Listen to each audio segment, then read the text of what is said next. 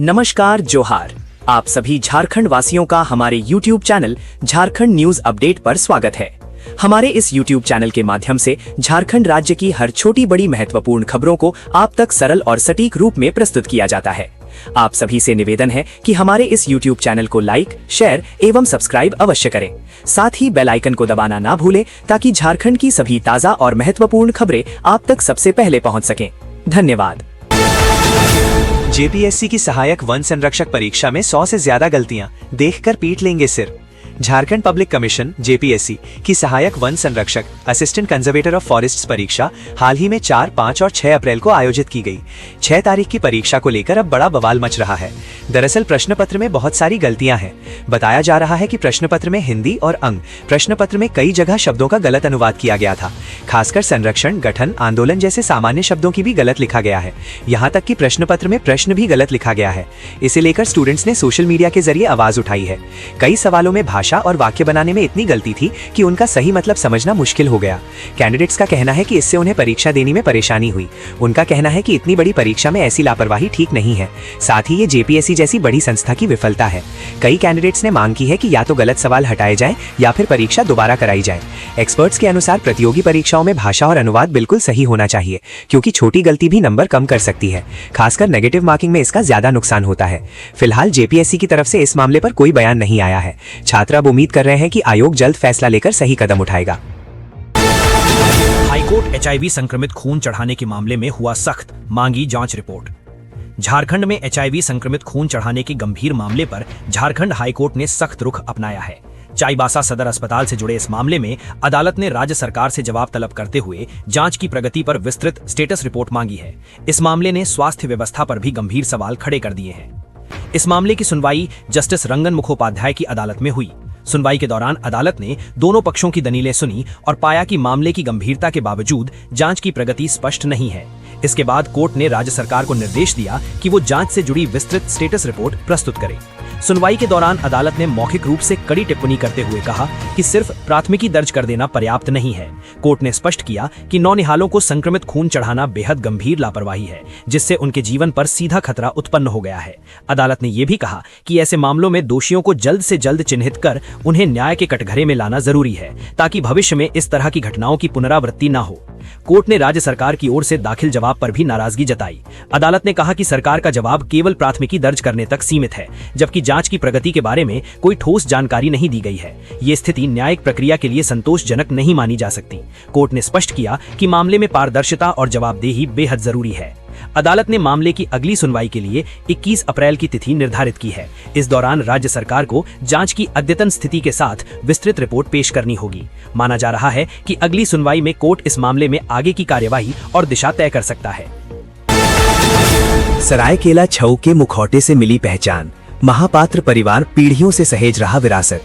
विश्व प्रसिद्ध सरायकेला शैली के छऊ नृत्य में मुखौटा का विशेष महत्व है। मुखौटा से ही सरायकेला शैली के छऊ को 4 चांद लगा है। कहा जाता है कि शुरुआत के समय में सरायकेला शैली के छऊ नृत्य में मुखौटा का उपयोग नहीं होता था। लगभग 100 साल पहले सरायकेला के गुरु प्रसन्न महापात्र ने सरायकेला शैली के छऊ नृत्य के लिए मुखौटा तैयार कर इसे नृत्य में समाहित किया। इसके बाद से ही सरायकेला शैली के छऊ की लोकप्रियता बढ़ी। आधुनिक मुखौटे से ही सरायकेला शैली के छऊ को एक अलग पहचान मिली। सरायकेला के गुरु प्रसन्न महापात्र का परिवार पीढ़ी दर पीढ़ी सरायकेला शैली छऊ नृत्य के लिए मुखौटा तैयार कर विरासत में मिली इस कला को आगे बढ़ा रहा है। गुरु प्रसन्न महापात्र के बाद उनके भतीजे सुशांत कुमार महापात्र ने इस कला को आगे बढ़ाने का कार्य किया। अब तीसरी पीढ़ी में सुशांत कुमार महापात्र के पुत्र सुमित महापात्र भी छऊ मुखौटा तैयार कर रहे हैं। सरायकेला के प्रथम मुखौटा निर्माता गुरु स्वर्ग प्रसन्न महापात्र के भतीजा सुशांत महापात्र 8 साल से ही अपने पिता के साथ मुखौटा का निर्माण शुरू कर दिया था। सुशांत महापात्र ने बताया कि पहले जहां बांस की टोकरी एवं अन्य साधनों को मुखौटा के रूप में प्रयोग किया जाता था, उस दौरान 1925 में उनके बड़े पिताजी प्रसन्न कुमार महापात्र ने मिट्टी से आधुनिक मुखौटा तैयार कर सरायकेला शैली छऊ में शामिल कराया। इसके बाद इस मुखौटा का प्रचलन बढ़ने लगा और अब यही मुखौटा का सरायकेला शैली छऊ नृत्य की पहचान बन गई है। उनके द्वारा तैयार किए गए सरायकेला शैली छऊ मुखौटा का प्रदर्शन सिर्फ देश ही नहीं अपितु 7 समंदर पार अमेरिका के न्यूयॉर्क, बर्लिन, वियना, देश के दिल्ली, मुंबई, कोलकाता सहित अन्य बड़े शहरों में मुखौटा का प्रदर्शन किया जा चुका है। विदेशों में इस कला को जानने के लिए लोगों में काफी उत्सुकता देखी जाती है। छऊ कलाकारों को भी विदेशों में काफी सम्मान मिलता है। प्रदर्शनी के दौरान कई देशों में लोग मुखौटा को खरीदकर अपने घरों में लगाने के लिए ले जाते हैं। खरसावा गोलीकांड पर बनेगी फिल्म, विधायक दशरथ गागराई की पहल, स्थानीय कलाकारों को मिलेगा मौका। खरसावा विधायक दशरथ गागराई कलाकारों और स्क्रिप्ट राइटर के सहयोग से राहुल गागराई म्यूजिक स्टूडियो पोटका चक्रधरपुर के बैनर तले 1 जनवरी 1948 की खरसावा गोलीकांड पर आधारित फिल्म बनाएंगे, जिसकी स्क्रिप्ट तैयार हो चुका है। झारखंड की चर्चित और प्रसिद्ध घटना खरसावा गोलीकांड का स्क्रिप्ट उड़ीसा निवासी लक्ष्मण मुर्मू ने तैयार किया है। इसके अलावा सामाजिक पहलुओं पर आधारित हो भाषा के एक अन्य फिल्म हुडिंग माई यानी परिवार की सबसे छोटी बेटी पर हो फिल्म बनेगी। हुडिंग माई का स्क्रिप्ट चक्रधरपुर के कालिया जामुदा उर्फ चमरू जामुदा ने तैयार किया गया है। इन दोनों ही हो भाषा के फिल्मों में स्थानीय कलाकारों को प्राथमिकता मिलेगा। स्थानीय कलाकारों में क्षेत्र के आसपास जगह जैसे चाईबासा, जमशेदपुर, सरायकेला खरसावा और इस क्षेत्र से सटे उड़ीसा, छत्तीसगढ़ के हो कलाकारों को प्राथमिकता मिलेगा। इसका ऑडिशन चाईबासा और जमशेदपुर में रखा गया है। आगामी 12 अप्रैल को चाईबासा के आदिवासी हो समाज महासभा भवन हरिगोटू में तथा 16 अप्रैल को जमशेदपुर में ऑडिशन होगा। इसके अलावा चक्रधरपुर और ओडिशा में भी हो कलाकारों का ऑडिशन रखा जाएगा। ये जानकारी पोटका स्थित राहुल गागराई म्यूजिक स्टूडियो में प्रेस कॉन्फ्रेंस कर दी गई। विधायक दशरथ गागराई ने कहा कि 2024 में रांची के नागपुरी कलाकार पवन रॉय ने गोवा गोलीकांड पर एल्बम गाना तैयार किया था, जिसे उन्होंने सुना और उससे काफी प्रभावित हुआ था। उन्होंने कहा कि गोवा गोली से बड़ा खरसावा गोलीकांड है, जिस पर किसी का नजर नहीं पहुंच पाया है। तभी सोचा था कि खरसावा गोलीकांड पर भी फिल्म इतिहास के रूप में बनाएंगे, जिस पर एक गाना भी बनाए। अब उस इतिहास पर हो फिल्म बनेगा। इसके अलावा हुडिंग माई पर और एक हो फिल्म बना रहे हैं। आदिवासी हो समाज में उड़ीसा और झारखंड में अच्छे कलाकार हैं, लेकिन आर्थिक अभाव से आगे नहीं बढ़ पा रहे हैं। वैसे कलाकारों को Rahul Gagrai music studio banner देगा, जिसके लिए ऑडिशन लिया जाएगा। ध्यान देने वाली बात है कि खरसावा विधानसभा क्षेत्र राज्य के हाई प्रोफाइल क्षेत्रों में शामिल है और दशरथ गागराई लगातार 3 टर्म से यहाँ से विधायक चुने जा रहे हैं। राजनीति के साथ साथ उनका सांस्कृतिक योगदान भी उल्लेखनीय है। वे हो भाषा के कई एल्बम बना चुके हैं। खरसावा विधायक खुद गीतों की रचना करने के साथ साथ उसे अपनी वॉइस भी देते हैं। अपने घर में उन्होंने एक कमरे को स्टूडियो के रूप में विकसित किया है, जहां आधुनिक म्यूजिक सिस्टम के साथ गीत रिकॉर्डिंग की पूरी व्यवस्था उपलब्ध है। सिनेमा और संगीत के जरिए समाज को संवेदनशील मुद्दों पर सोचने के लिए प्रेरित करने की यह पहल क्षेत्र में नई चर्चा का विषय बनी हुई है। गिरिडीह के कोयरीडीह में श्री 108 श्री शतचंडी महायज्ञ में परिक्रमा को लेकर उमड़ रही भीड़। झारखंड के गिरिडीह जिले के कोयरीडीह में चल रहे 9 दिवसीय श्री 108 श्री शतचंडी महायज्ञ में बुधवार को परिक्रमा के दौरान श्रद्धालुओं की भीड़ देखने को मिली। सुबह से दोपहर तक भक्तिमय माहौल में श्रद्धालु यज्ञशाला की परिक्रमा करते दिखे। माता रानी के जयकारों से पूरा वातावरण भक्ति भाव से भर गया। यज्ञशाला में यज्ञाचार्य सुबोध उपाध्याय के नेतृत्व में पुरोहितों द्वारा वैदिक मंत्रोच्चार के साथ विधिवत पूजा अर्चना की गई। मुख्य यजमानों ने सभी वेदियों की पूजा कर क्षेत्र की सुख शांति और समृद्धि की कामना की। कोयरीडीह में ये महायज्ञ 4 अप्रैल से चल रहा है। प्रतिदिन सुबह से शाम तक वैदिक पूजा, चंडी पाठ और संध्या आरती होती है। वहीं रात में यज्ञाचार्य सुबोध उपाध्याय और अंतर्राष्ट्रीय कथावाचक मुकुल कृष्ण जी महाराज द्वारा संगीतमय भागवत कथा का वाचन किया जाता है। अपने ही देश में हक और पहचान के लिए क्यों ठोकरें खा रहे आदिवासी, हेमंत सोरेन। झारखंड के मुख्यमंत्री हेमंत सोरेन ने एक्स, पूर्व में ट्विटर पर पोस्ट कर आदिवासी समाज की पीड़ा को मार्मिक शब्दों में व्यक्त किया है।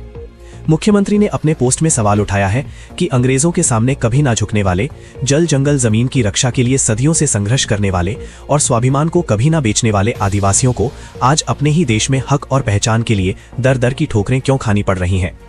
मुख्यमंत्री ने लिखा है कि ये केवल एक प्रश्न नहीं बल्कि लोकतंत्र के आईने में दिखती सच्चाई है। जिन समुदायों ने औपनिवेशिक सत्ता के खिलाफ सबसे पहले और निर्णायक लड़ाइयां लड़ी, चाहे वो संथाल हूल हो या भगवान बिरसा मुंडा का उलगुलान, आज वही समुदाय अपने ही संविधान के भीतर मान्यता और सम्मान के लिए संघर्ष कर रहे हैं। उन्होंने इसे बड़ी विडंबना बताया है। मुख्यमंत्री ने पोस्ट के साथ 3 पोस्टर भी साझा किए हैं। इन पोस्टरों के माध्यम से असम के चाय बागानों में रह रहे आदिवासी भाई बहनों से संवाद किया गया है। पोस्टरों में जोहार नमस्कार के साथ हिंदी, असमिया और अंग्रेजी में अपील की गई है कि असम की धरती पर सदियों से रह रहे आदिवासियों को अब तक अनुसूचित जनजाति (ST) का संवैधानिक दर्जा नहीं मिला है, जो राष्ट्रीय स्तर का अन्याय है। पोस्टर में कहा गया है कि ब्रिटिश काल में घरों से दूर लाए गए और चाय बागानों की अर्थव्यवस्था को अपने खून पसीने से खड़ा करने वाले इन आदिवासियों को आजादी के बाद भी ना पहचान मिली और ना सम्मान। मुख्यमंत्री ने लिखा है कि ये मुद्दा किसी पार्टी की राजनीति से ऊपर है, बल्कि न्याय, सम्मान और पहचान का सवाल है। मुख्यमंत्री ने असम के आदिवासी मतदाताओं से ST मान्यता, न्यूनतम 500 रुपए दैनिक मजदूरी, बच्चों की बेहतर शिक्षा, आवास और रोजगार जैसे मुद्दों को ध्यान में रखते हुए JMM-JVP उम्मीदवार को समर्थन देने की अपील की है। उन्होंने कहा है कि जब तक न्याय अधूरा है तब तक लोकतंत्र भी अधूरा रहेगा। हाईकोर्ट से लातेहार के ASI नागेश्वर महतो को मिली राहत, सारे आपराधिक कार्यवाही निरस्त। लातेहार में वाहन चेकिंग के दौरान मोटरसाइकिल सवार को बेरहमी से पिटाई करने के मामले में आरोपी सहायक पुलिस उप निरीक्षक ASI नागेश्वर महतो को झारखंड हाईकोर्ट से बड़ी राहत मिल गई है। हाईकोर्ट के जस्टिस अनिल कुमार चौधरी की अदालत ने उनकी क्रिमिनल क्वैशिंग याचिका पर सुनवाई करते हुए दोनों पक्षों को सुनने के बाद इस मामले में लिए गए संज्ञान आदेश सहित सारी आपराधिक कार्यवाही को निरस्त कर दिया। इस मामले में पीड़ित के शिकायतवाद पर सुनवाई के बाद मुख्य न्यायिक दंडाधिकारी सीजीएम लातेहार ने आरोपी सहायक पुलिस उपनिरीक्षक एएसआई के खिलाफ दंडनीय अपराध का संज्ञान लिया था, जिसे आरोपी ने चुनौती दी थी। अदालत ने कहा कि उसे ये मानने में कोई संकोच नहीं है कि सीजीएम लातेहार ने दंड प्रक्रिया संहिता की धारा 197 के तहत अभियोजन की मंजूरी के बिना भारतीय दंड संहिता की धारा 323 के तहत दंडनीय अपराध का संज्ञान लेकर गंभीर अवैधता की है। वैसी स्थिति में शिकायतवाद में 2 अप्रैल 2024 को पारित आदेश सहित पूरी आपराधिक कार्यवाही कानून की दृष्टि में टिकने योग्य नहीं है। इसीलिए इस कार्यवाही को निरस्त किया जाता है और याचिका को स्वीकृत किया जाता है। इससे पहले मामले की सुनवाई के दौरान प्रार्थी की ओर से अधिवक्ता भवेश कुमार ने पक्ष रखा। उन्होंने अदालत को बताया कि सीजीएम की अदालत ने बिना अभियोजन स्वीकृति के ही संज्ञान लिया है, जो कानून की दृष्टि में टिकने योग्य नहीं है। किसी सरकारी अधिकारी के खिलाफ आपराधिक मुकदमा चलाने के पूर्व सरकार से स्वीकृति लेना कानूनी रूप से अनिवार्य है। प्रार्थी और एएसआई नागेश्वर महतो के विरुद्ध आरोप ये था कि घटना के दिन प्रार्थी वाहन चेकिंग के उद्देश्य से घटनास्थल पर तैनात थे। शिकायतकर्ता जो अपने मित्र की मोटरसाइकिल पर पीछे बैठा था, उसे शाम करीब 5:30 बजे रुकने का निर्देश दिया गया। शिकायतकर्ता रुक गया। प्रार्थी ने अचानक कांस्टेबल को शिकायतकर्ता को पीटने का आदेश दिया, जिस पर कांस्टेबल ने शिकायतकर्ता को डंडे से पीटा। धनबाद में एनएचएम के तहत 18 पदों पर कुल 141 लोगों की होगी नियुक्ति।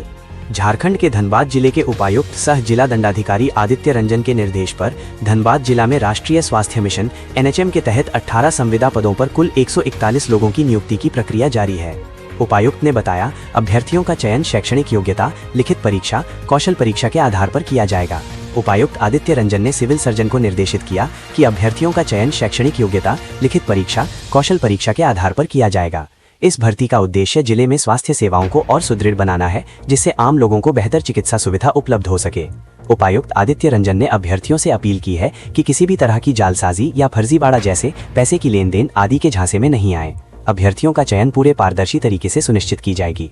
नौकरी में पैसे की लेन देन आदि किसी भी तरह की सूचना मिलने पर या किसी भी प्रकार की जालसाजी वाले फोन कॉल आने पर स्क्रीनशॉट लेकर नंबर सहित 112 अथवा 032623111807 पर सूचित करें। चुनाव से पहले देवघर पहुंचे असम के मुख्यमंत्री, 50 मिनट तक सत्संग आश्रम में रुके। असम के मुख्यमंत्री हिमंता बिस्वा शर्मा चुनाव से ठीक एक दिन पहले बुधवार को देवघर पहुंचे। उनका स्वागत देवघर एयरपोर्ट पर भाजपा जिला अध्यक्ष सचिन रवानी के नेतृत्व में किया गया। इसके बाद वे बाबा बैद्यनाथ मंदिर पहुंचे और पूजा अर्चना कर जीत की कामना की।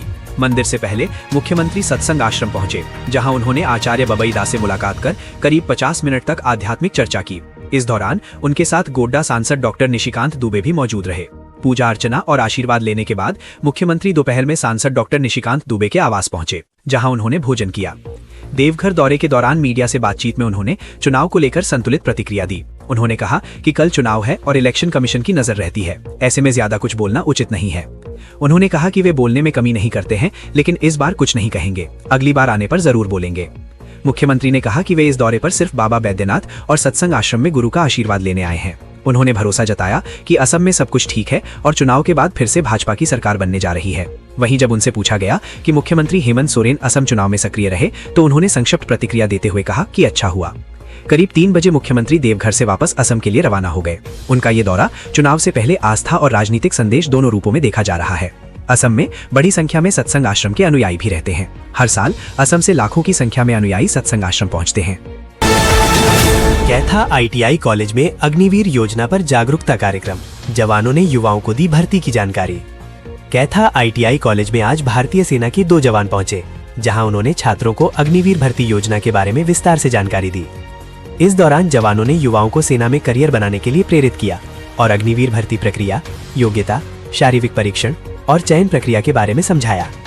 बताया गया कि अग्निवीर योजना के तहत युवाओं को भारतीय सेना में सेवा करने का मौका मिलता है, जिसमें लिखित परीक्षा और फिजिकल टेस्ट दोनों शामिल होते हैं। कार्यक्रम में मौजूद छात्रों ने भी उत्साह दिखाया और भर्ती से जुड़े सवाल पूछे, जिनका जवाब जवानों ने सरल भाषा में दिया। इस तरह के जागरूकता कार्यक्रम का उद्देश्य ग्रामीण और आईटीआई के छात्रों को सेना में भर्ती के लिए प्रेरित करना है। कांग्रेस ने बंगाल विधानसभा चुनाव का जारी किया घोषणा पत्र। राष्ट्रीय सचिव अंबा प्रसाद भी रही मौजूद। पश्चिम बंगाल विधानसभा चुनाव को लेकर भारतीय राष्ट्रीय कांग्रेस ने बुधवार को अपना घोषणा पत्र जारी कर दिया है। पार्टी ने इसे न्याय पत्र नाम दिया है, जो राज्य के विभिन्न वर्गों को ध्यान में रखते हुए तैयार किया गया है। इस घोषणा पत्र के जरिए कांग्रेस ने खुद को एक मजबूत और वैकल्पिक राजनीतिक शक्ति के रूप में पेश करने की कोशिश की है। कांग्रेस के राष्ट्रीय अध्यक्ष मल्लिकार्जुन खड़गे ने आधिकारिक तौर पर इस घोषणा पत्र को जारी किया। कार्यक्रम में पार्टी के कई वरिष्ठ नेता मौजूद रहे, जिनमें जयराम रमेश, गुलाम अहमद मीर और प्रदेश अध्यक्ष शुभंकर सरकार शामिल थे। इस मौके पर पार्टी ने बंगाल में बदलाव और विकास का एजेंडा सामने रखा। कार्यक्रम में कांग्रेस की राष्ट्रीय सचिव और बड़का गांव की पूर्व विधायक अंबा प्रसाद भी उपस्थित रहीं। उन्होंने कहा कि इस महत्वपूर्ण कार्यक्रम का हिस्सा बनना उनके लिए गर्व की बात है। अंबा प्रसाद ने इसे कांग्रेस की प्रतिबद्धता का प्रतीक बताते हुए कहा कि पार्टी हर वर्ग को न्याय और सम्मान देने के लिए संकल्पित है। कांग्रेस के न्याय पत्र में युवा, महिला, किसान, श्रमिक और वंचित समाज को केंद्र में रखा गया है। पार्टी का दावा है कि इस घोषणा पत्र के जरिए रोजगार, शिक्षा, स्वास्थ्य और सामाजिक सुरक्षा जैसे मुद्दों पर ठोस योजनाएं लागू की जाएंगी। कांग्रेस ने यह भी कहा कि वह राज्य में आर्थिक असमानता को कम करने और सामाजिक न्याय को मजबूत करने के लिए विशेष कदम उठाएगी। कांग्रेस ने इस घोषणा पत्र के माध्यम से पश्चिम बंगाल की जनता के सामने खुद को एक सशक्त, न्यायपूर्ण और विकासशील विकल्प के रूप में पेश किया है। पार्टी नेताओं का कहना है कि वे जमीनी स्तर पर जनता के बीच जाकर अपनी नीतियों और वादों को स्पष्ट रूप से रखेंगे। झरिया में जमीन में पड़ी दरारें, भूधंसान का खतरा। धर्मनगर में अचानक आई दरारों से लोग दहशत में घर खाली करने को हुए मजबूर। झरिया की चौधाई कुल्ही स्थित धनबाद सिंदरी मुख्य मार्ग के पास धर्मनगर में अचानक जमीन में पड़ी दरारों ने स्थानीय लोगों की चिंता बढ़ा दी है। इलाके के 1 दर्जन से अधिक घरों की दीवारों और फर्श पर लंबी लंबी दरारें दिखाई देने लगी हैं। जमीन फटने जैसा दृश्य बन गया है, जिससे संभावित भूधंसान का खतरा साफ नजर आने लगा है। हालांकि अभी तक जमीन धसी नहीं है, लेकिन दरारों का लगातार चौड़ा होना लोगों में डर पैदा कर रहा है। स्थिति को देखते हुए कई परिवार अपने घरों से सामान निकालकर सुरक्षित जगहों पर जाने लगे हैं। लोग बताते हैं कि दरारें हर घंटे चौड़ी होती जा रही हैं, जिससे ये अंदेशा बढ़ गया है कि अगर समय रहते कार्रवाई नहीं हुई तो बड़ा हादसा हो सकता है। इलाके में दहशत का माहौल है और लोग रात में घरों के भीतर रहने से भी हिचक रहे हैं। स्थानीय लोगों के अनुसार यह क्षेत्र पहले खान क्षेत्र था और वे करीब 50 साल से यहाँ निवास कर रहे हैं। पुराने खनन क्षेत्र की खोखली जमीन के कारण ऐसी स्थिति दोबारा पैदा होने की आशंका जताई जा रही है। लोगों का कहना है कि प्रशासन और BCCL को घटना की जानकारी दी गई है, लेकिन अब तक कोई अधिकारी मौके पर नहीं पहुंचा है। ग्रामीणों का आरोप है कि दरारों की स्थिति का वैज्ञानिक निरीक्षण कर नुकसान का आकलन किया जाना चाहिए, ताकि समय रहते लोगों की सुरक्षा सुनिश्चित की जा सके। फिलहाल पूरा इलाका भय और असमंजस की स्थिति में है। धनबाद होमगार्ड बहाली। पूर्वी टुंडी के 134 और टुंडी के 144 अभ्यर्थियों की अंक सूची जारी। झारखंड के धनबाद में मेगा स्पोर्ट्स कॉम्प्लेक्स में सोमवार को आयोजित होमगार्ड नव नामांकन प्रक्रिया के तहत पूर्वी टुंडी प्रखंड और मंगलवार को आयोजित टुंडी के अभ्यर्थियों की कुल प्राप्त अंक सूची जिला प्रशासन की ओर से जारी कर दी गई है। प्रशासन द्वारा जारी सूची के अनुसार पूर्वी टुंडी से कुल 134 अभ्यर्थियों के अंक प्रकाशित किए गए हैं, जिसमें 87 पुरुष और 47 महिला अभ्यर्थी शामिल हैं। वहीं टुंडी के 144 की सूची में 97 पुरुष और 47 महिला अभ्यर्थी शामिल हैं। सभी अभ्यर्थियों के शारीरिक दक्षता परीक्षण में प्राप्त अंकों को सूची में दर्शाया गया है। जिला प्रशासन ने स्पष्ट किया है कि ये सूची अंतिम मेधा सूची नहीं है। ये केवल सोमवार को आयोजित प्रतियोगिताओं के आधार पर तैयार की गई अंतरिम सूची है। अंतिम चयन सूची बाद में सभी चरणों की प्रक्रिया पूरी होने के बाद जारी की जाएगी। सोमवार और मंगलवार को आयोजित शारीरिक दक्षता परीक्षण में अभ्यर्थियों का मूल्यांकन दौड़, ऊंची कूद और लंबी कूद जैसी स्पर्धाओं के आधार पर किया गया। सभी प्रतियोगिताएं मेगा स्पोर्ट्स कॉम्प्लेक्स में निर्धारित मानकों के अनुसार पूरी कराई गईं। होमगार्ड बहाली प्रक्रिया को निष्पक्ष और पारदर्शी बनाने के लिए जिला प्रशासन लगातार निगरानी कर रहा है। अधिकारियों का कहना है कि सभी अभ्यर्थियों को समान अवसर देते हुए पूरी प्रक्रिया को नियमों के अनुसार पूरा कराया जाएगा। जनता के कामों में लापरवाही बर्दाश्त नहीं, मंत्री योगेंद्र प्रसाद ने अधिकारियों को दिए सख्त निर्देश। झारखंड सरकार के पेयजल एवं स्वच्छता और उत्पाद एवं मद्य निषेध विभाग के मंत्री योगेंद्र प्रसाद ने बुधवार को रांची स्थित नेपाल हाउस में विभागीय कार्यालय का औचक निरीक्षण किया। इस अचानक हुई कार्रवाई से कार्यालय में हड़कंप मच गया।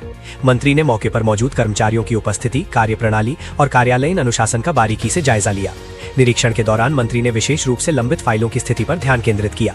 उन्होंने पाया कि कई फाइलें बिना किसी ठोस कारण के लंबित पड़ी हैं, जिससे आम जनता के कार्य प्रभावित हो रहे हैं। इस पर नाराजगी जताते हुए उन्होंने अधिकारियों को चेताया कि जनता के कामों में किसी भी प्रकार की लापरवाही बर्दाश्त नहीं की जाएगी। निरीक्षण के बाद आयोजित समीक्षा बैठक में मंत्री योगेंद्र प्रसाद ने सख्त लहजे में अधिकारियों को स्पष्ट निर्देश दिए। उन्होंने कहा कि जनता को मिलने वाली मूलभूत सेवाओं में किसी भी तरह की लापरवाही या बर्दाश्त नहीं की जाएगी।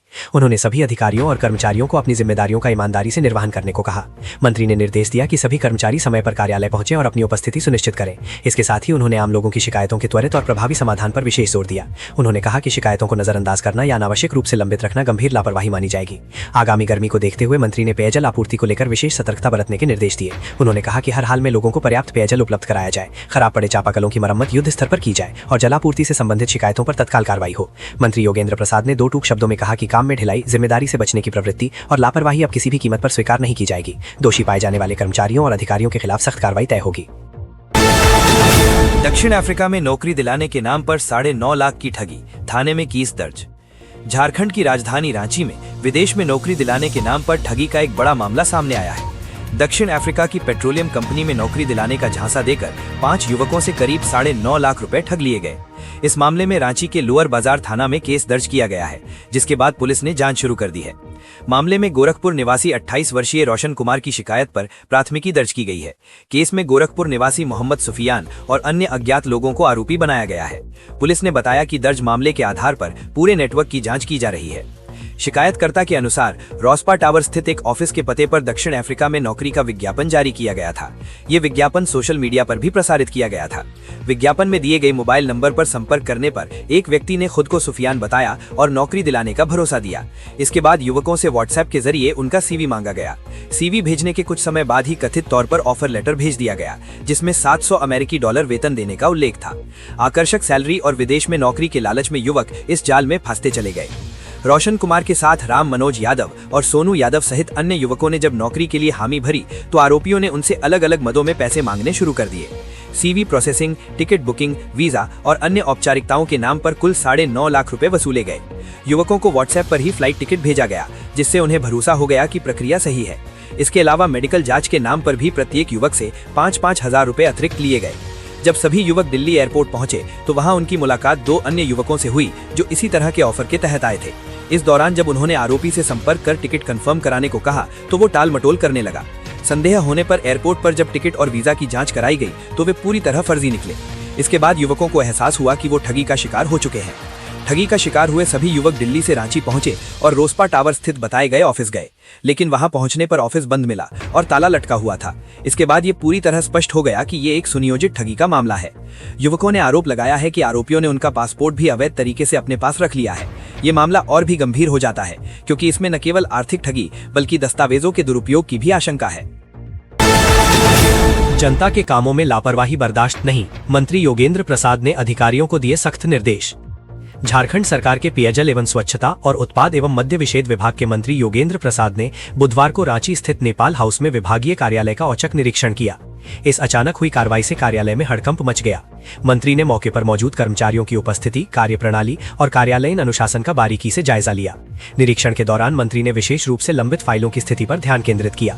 उन्होंने पाया कि कई फाइलें बिना किसी ठोस कारण के लंबित पड़ी हैं, जिससे आम जनता के कार्य प्रभावित हो रहे हैं। इस पर नाराजगी जताते हुए उन्होंने अधिकारियों को चेताया कि जनता के कामों में किसी भी प्रकार की लापरवाही बर्दाश्त नहीं की जाएगी। निरीक्षण के बाद आयोजित समीक्षा बैठक में मंत्री योगेंद्र प्रसाद ने सख्त लहजे में अधिकारियों को स्पष्ट निर्देश दिए।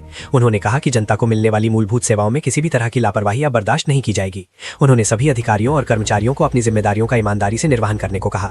मंत्री ने निर्देश दिया कि सभी कर्मचारी समय पर कार्यालय पहुंचे और अपनी उपस्थिति सुनिश्चित करें। इसके साथ ही उन्होंने आम लोगों की शिकायतों के त्वरित और प्रभावी समाधान पर विशेष जोर दिया। उन्होंने कहा कि शिकायतों को नजरअंदाज करना या अनावश्यक रूप से लंबित रखना गंभीर लापरवाही मानी जाएगी। आगामी गर्मी को देखते हुए मंत्री ने पेयजल आपूर्ति को लेकर विशेष सतर्कता बरतने के निर्देश दिए। उन्होंने कहा कि हर हाल में लोगों को पर्याप्त पेयजल उपलब्ध कराया जाए, खराब पड़े चापाकलों की मरम्मत युद्ध स्तर पर की जाए और जलापूर्ति से संबंधित शिकायतों पर तत्काल कार्रवाई हो।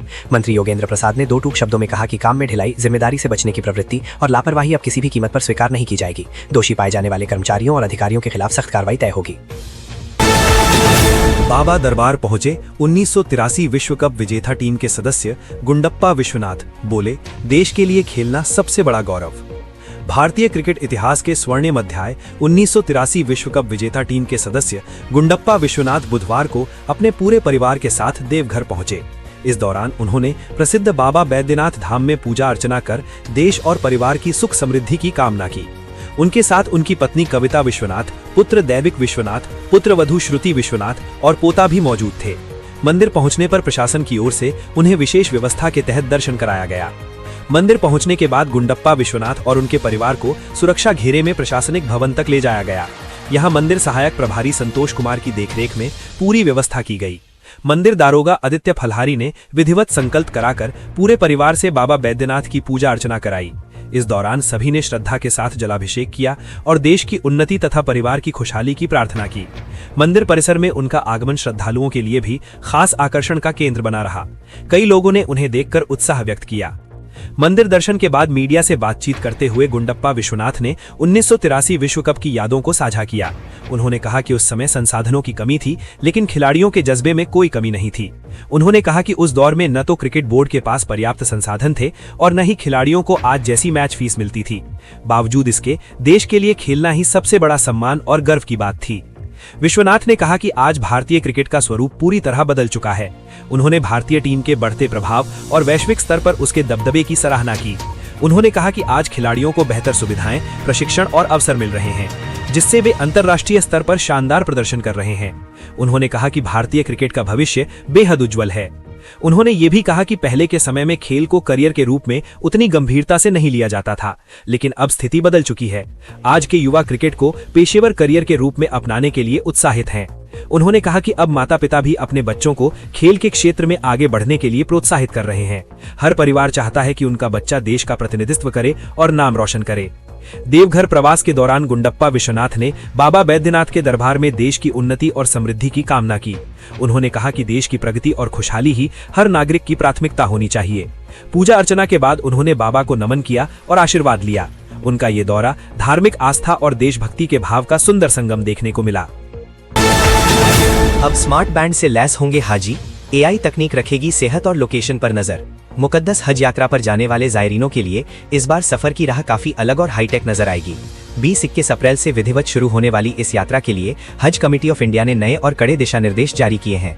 मदरसा फैजुल उलूम से हज यात्रा पर जाने वाले आज़मीन हज की उड़ान 20-21 को होगी। मिडिल ईस्ट में बढ़ते तनाव, विशेषकर ईरान और इजराइल के बीच जारी टकराव को देखते हुए भारत सरकार ने हज यात्रा 2026 को पूरी तरह डिजिटल और तकनीकी रूप से उन्नत बनाने का निर्णय लिया है। इस बार पूरी व्यवस्था को सेंट्रलाइज्ड कर दिया गया है, जिससे यात्रियों की सुरक्षा और स्वास्थ्य पर पल पल की नजर रखी जा सके।